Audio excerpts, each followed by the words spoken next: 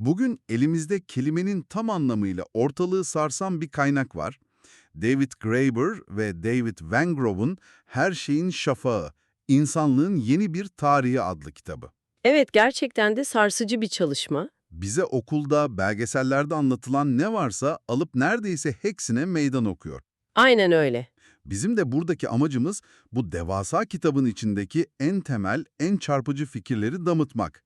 Ve o alıştığımız mağara adamından plazaya uzanan basit ilerleme hikayesinin aslında neven pek de doğru olmadığını size göstermek. Kesinlikle.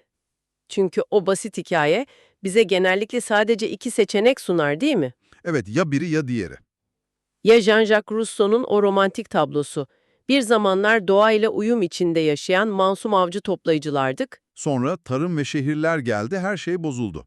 Aynen eşitsizlik başladı, yozlaştık. Ya da tam tersi, Thomas Hobbes'un o kasvetli vizyonu. Evet, insan insanın kurdudur meselesi. Doğa durumunda hayat yalnız, yoksul, vahşi ve kısaydı. Bu yüzden de bizi birbirimizden koruyacak devletlere, hiyerarşilere muhtaçtık. Yani ya masum vahşilerdik ya da canavarlar. İşte yazarların en baştaki tezi de bu. Bu iki seçenek de aslında bir karikatürden ibaret. Ve bu karikatürler bizim hayal gücümüzü tehlikeli bir şekilde kısıtlıyor. O zaman lafı hiç dolandırmayalım, bu karikatürleri yırtıp atmaya başlayalım. Çünkü işin ilginçleştiği yerde tam olarak burası. Kesinlikle. Kitabın temel iddiası, özellikle son 30-40 yılda elde edilen arkeolojik ve antropolojik kanıtların bu basit ilerleme ya da gerileme şemalarına uymadı. Hiç uymuyor. Özellikle de şu avcı toplayıcı atalarımız meselesi. Hani bize hep küçük, eşitlikçi gruplar halinde sürekli yiyecek arayarak oradan oraya dolaşan, pek de siyasi bir bilinci olmayan ilkel insanlar olarak anlatıldılar ya. Evet, o resim. Kitap diyor ki bu resim tamamen yanlış. Hem de nasıl yanlış. Yazarların kullandığı çok güzel bir ifade var. Durumu çok iyi özetliyor bence. Nedir o? Tarım öncesi dünya için siyasi biçimlerin bir karnavalı diyorlar. Siyasi biçimlerin bir karnavalı. Vay canına. Yani cesur sosyal deneylerle dolu bir dönemden bahsediyoruz. Bu inanılmaz bir esneklik ve bilinçlilik demek. Atalarımızın tek bir yaşam tarzı yoktu. Tam tersine. Tam tersine, farklı mevsimlerde tamamen farklı sosyal yapılar arasında hem de bilinçli olarak geçiş yapabiliyorlardı. Bir saniye, bu inanılmaz bir şey. Yani aynı insanlar, diyelim ki yazın bizon avlamak için bir araya geldiklerinde daha hiyerarşik bir yapı kuruyorlar. Evet, belki geçici bir liderleri oluyor, daha disiplinli bir yapı. Ama kışın yerleşim yerlerine döndüklerinde tamam o hiyerarşi bitti, şimdi herkes eşit mi diyorlar. Tam olarak bu. Bu bizim ilkel diye etiketlediğimiz atalarımızın ne kadar bilinçli ve politik olarak ne kadar sofistike olduğunu gösteriyor. Kesinlikle. Onlar tarihin akışına kapılmış pasif figüranlar değiller. Değil, tam tersi aktif olarak kendi toplumlarını şekillendiren aktörler. Aynen öyle. Bu mevsimsel esneklik tek bir insan doğası olmadığını, aksine sürekli bir siyasi yaratıcılık hali olduğunu gösteriyor. İşte bu durum bizi o alıştığımız anlatının en büyük dönüm noktası olduğu söylenen tarıma getiriyor. Evet, o meşhur hikaye. Tarımı bulduk, yerleşik hayata geçtik, artı ürün ortaya çıktı. Bu da özel mülkiyeti doğurdu ve hop, eşitsizlik, devlet, hiyerarşi. Geri dönülmez bir adım gibi anlatılır hep. İşte kitabın yıktığı en büyük mitlerden biri de tam olarak bu. Öyle mi? Kaynaklar gösteriyor ki tarım, özel mülkiyete veya eşitsizliğe giden kaçınılmaz bir yol değildi. Tam tersine insanlığın deney paletini daha da genişleten bir şeydi. Nasıl yani? İlk çiftçi topluluklarının ve hatta ilk şehirlerin birçoğu binlerce yıl boyunca krallar, kalıcı yöneticiler veya bir bürokrat sınıfı olmadan yaşamış. Binlerce yıl boyunca. Evet, hem de şaşırtıcı derecede eşitlikçi ilkelere göre örgütlenmişler. Buna somut bir örnek var mı? Yani binlerce insanın yaşadığı ama bir yönetici sınıfının olmadığı bir şehir, hayal etmesi bile çok güç geliyor kulağa. Olmaz mı? Mesela Ukrayna'daki tarih öncesi megasiteler. Megasiteler. Evet, milattan önce 4100'lerde ortaya çıkan yerleşimler bunlar. On binlerce insan yaşıyor. On binlerce. Ama arkeologlar ne bir saray, ne merkezi bir tapınak, ne de diğerlerinden böyle belirgin şekilde daha zengin mezarlar bulabildiler. Hiçbirini. Çok ilginç. Evler aşağı yukarı aynı büyüklükte ve eş merkezli daireler halinde belirli bir plana göre inşa edilmiş. Bu da bize neyi düşündürüyor? Merkezi bir otorite yok, kalıcı bir yönetici sınıfı yok. Yani kararlar daha çok topluluk bazında alınıyor. Muhtemelen mahalle meclisleri gibi yapılarla. Yani büyük ve karmaşık bir toplum olmak ille de tepeden inme bir yönetim gerektirmiyor. Tamam, bu anlattıklarınız tabloyu tamamen değiştiriyor. Eğer binlerce yıl boyunca kralsız şehirler, mevsimine göre hiyerarşi değiştiren toplumlar var olduysa, Evet. bizim bütün felsefe tarihimizin eşitsizlik ne zaman ve neden başladı sorusuna takılıp kalması çok tuhaf değil mi? Kesinlikle. Sanki en başından beri yanlış soruyu soruyoruz. İşte yazarlar da tam olarak bunu söylüyor. Bu sorunun kendisi bir tuzak. Neden bir tuzak? Çünkü eşitsizliğin kökeni nedir diye sorduğun anda peşinen bir şeyi varsaymış oluyorsun. Neyi? Bir zamanlar cennet gibi bir eşitlik durumunda yaşadığımızı ve sonra bir şeyler yüzünden bu durumdan düştüğümüzü. Hani elmayı yedik ve cennetten kovulduk hikayesi gibi. Anladım, bir altın çağ varsayımı. Evet, ama arkeolojik kanıtlar böyle bir cennetin hiç var olmadığını gösteriyor. Çünkü tek bir durum hiç olmadı. Kitabın yaptığı en ilginç şeylerden biri, bu sorunun kendisinin tarihsel kökenlerini incelemek. Ve bu bizi nereye götürüyor? Pek de beklenmedik bir yere. 17. yüzyıl Kuzey Amerika'sına. Bu gerçekten radikal bir sav. Yazarlar diyor ki bizim aydınlanma dediğimiz dönemin temel fikirleri yani özgürlük, eşitlik, demokrasi Evet, bunlar aslında Rousseau veya Locke gibi Avrupalı filozofların bir icadı değil. değil. Bu fikirler Avrupalı sömürgecilerle karşılaşan ve onların toplumlarını eleştiren yerli entelektüellerin düşüncelerinden doğdu. Ama bir dakika, buna itiraz edenler çıkacaktır. Elbette. Yani bütün bir aydınlanma felsefesini Avrupa'daki yüzlerce yıllık düşünsel birikimi bir kenara atıp her şeyin kökenini bu yerli eleştirisine bağlamak biraz indirgemeci bir yaklaşım değil mi? Kitap bu eleştiriye nasıl yanıt veriyor? Çok yerinde bir soru. Yazarlar aydınlanmanın tek sebebinin bu olduğunu söylemiyorlar. Ama bunun entelektüel tarihten sistematik olarak silinmiş inanılmaz derecede önemli bir katalizör olduğunu iddia ediyorlar. Nasıl bir katalizör? O dönemde Jesuit misyonerleri ve diğer gezginler Amerika'dan Avrupa'ya döndüklerinde yanlarında yerli halklarla yaptıkları felsefi tartışmaların dökümlerini getiriyorlar. Ve bu metinler Avrupa'da bestseller oluyor. Gerçekten mi? Özellikle de Kandiarong adında bir Wendat devlet adamı ve düşünürünün eleştirileri. Kandiarong. Peki ne diyordu bu kadar sarsıcı olan? Kandiarong, Fransız muhataplarına dönüp adeta bir ayna tutuyordu. Onlara şöyle şeyler söylüyordu. Siz Fransızlar neden sürekli birbirinizle kavga ediyorsunuz? Çok temel sorular aslında. Evet ve devam ediyor. Bu benimki, seninki ayrımı yani para ve özel mülkiyet bütün kötülüklerin anası değil mi? Bizde bu yok ve biz sizden çok daha özgür ve mutluyuz. Bu çok ağır bir eleştiri o dönem için. Hem de nasıl? Bir de sürekli birilerine itaat etmek zorundasınız. Kralınıza, valinize, komutanınıza. Bizde ise kimse kimseye emir veremez.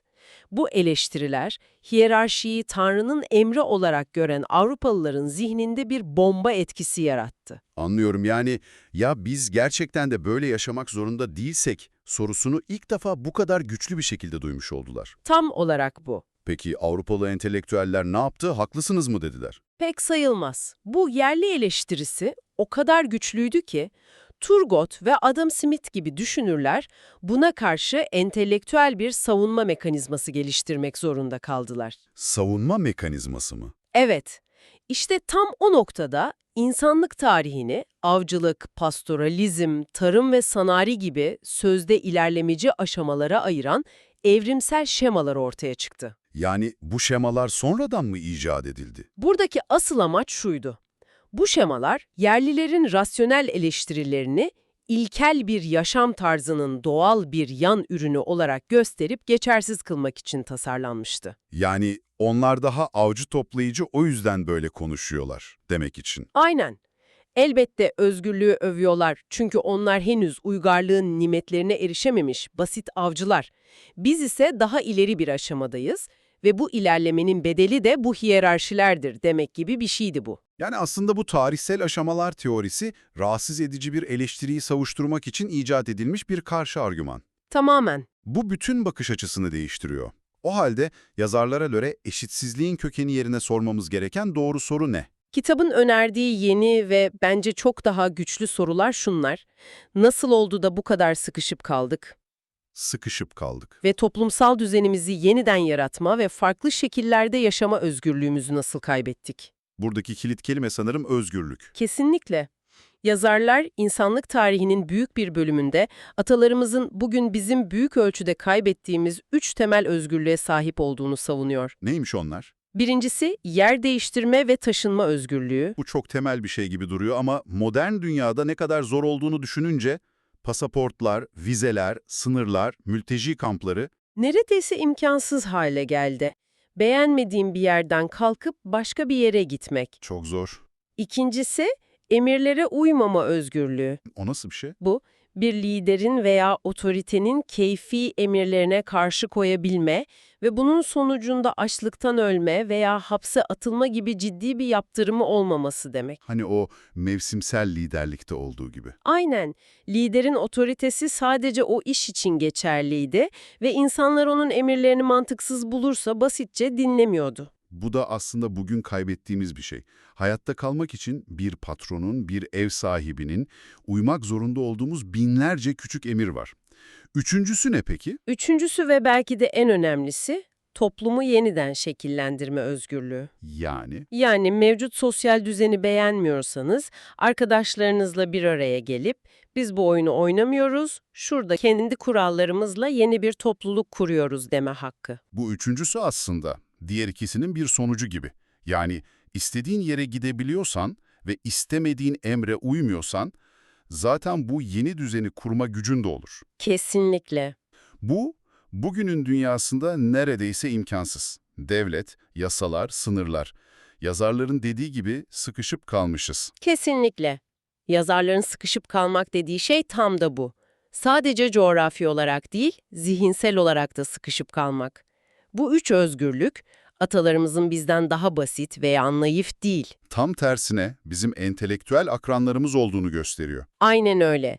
Onlar da bilinçli olarak farklı toplumsal düzenler kuruyor, bunun üzerine tartışıyor, bunları deniyor ve beğenmediklerinde değiştiriyorlardı. Peki buna dair, yani bu farklı yaşam biçimleri arasındaki tercihe dair somut, daha yakın tarihli bir örnek var mı kitapta? Var, hem de çok dokunaklı bir hikaye.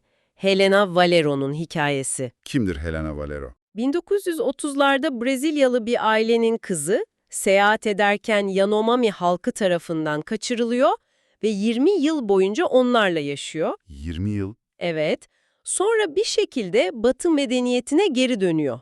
Ama oradaki yalnızlığa, rekabete, kimsenin kimseyle yemeğini paylaşmamasına Uyum sağlayamıyor. dayanamıyor. Sürekli bir yoksunluk hissine kapılıyor ve sonunda kendi isteğiyle büyük zorluklarla tekrar Yanomami halkının yanına dönmeyi tercih ediyor. Tercih ediyor. Evet, bu uygarlık dediğimiz şeyin mutlulukla ya da herkes için tercih edilebilir bir yaşamla eş anlamlı olmadığını gösteren sayısız örnekten sadece biri. Ama burada aklıma şu takılıyor, Hobbes'un o herkesin herkese karşı savaşı ve ilkel insanın hayatının kısa, vahşi ve acımasız olduğu fikri tamamen mi çöpe atılıyor? Yani tamam, belki hepsi barışçıl melekler değildi ama bu anlattığınız tablo da biraz fazla romantik değil mi? Sonuçta şiddet de vardı. Elbette vardı. Kitap geçmişi kesinlikle romantikleştirmiyor.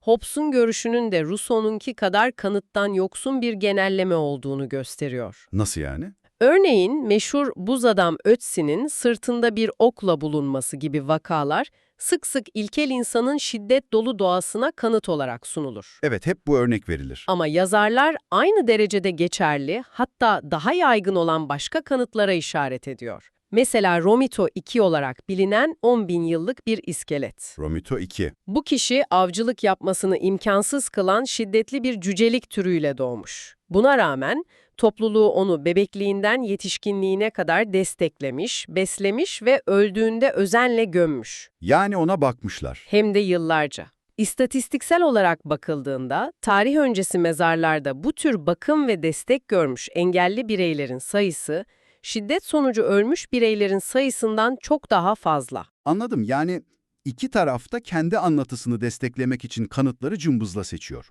Biri Ötzizi'yi gösterip işte vahşet diyor, diğeri Romito 2'yi gösterip işte şefkat diyor. Aynen öyle. Oysa gerçek resim ikisini de barındıran çok daha çeşitli ve karmaşık bir yapı. Mesele melek mi şeytan mı oldukları değil yani. Hiç değil.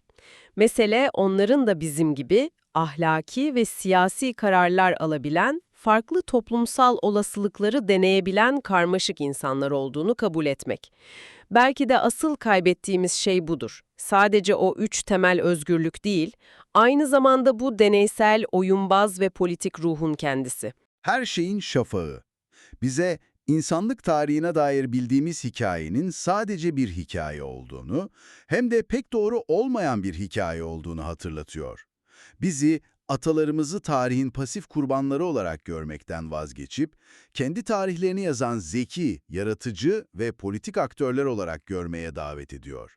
Bu, geçmişe bakışımızı temelden sarsıyor. Ve bu derinlemesine incelemeden sonra size bırakacağımız kışkırtıcı düşünce de bu. Eğer yazarlar haklıysa ve ataerkillik, kitlesel kölelik, ırkçılık veya amansız hiyerarşiler tarihimizde kaçınılmaz sonlar değil de belirli koşullarda ortaya çıkmış ve aslında binlerce yıl boyunca pek çok toplum tarafından reddedilmiş seçeneklerse, Evet. eğer insanlar binlerce yıl boyunca kralsız dev şehirler, hiyerarşisiz büyük toplumlar kurabildiyse, bu bizim geleceğimiz için ne anlama geliyor? Kendimizi ve toplumumuzu yeniden şekillendirme özgürlüğünü gerçekten kaybettik mi? Yoksa sadece bunu yapabileceğimizi hayal etmeyi mi unuttuk?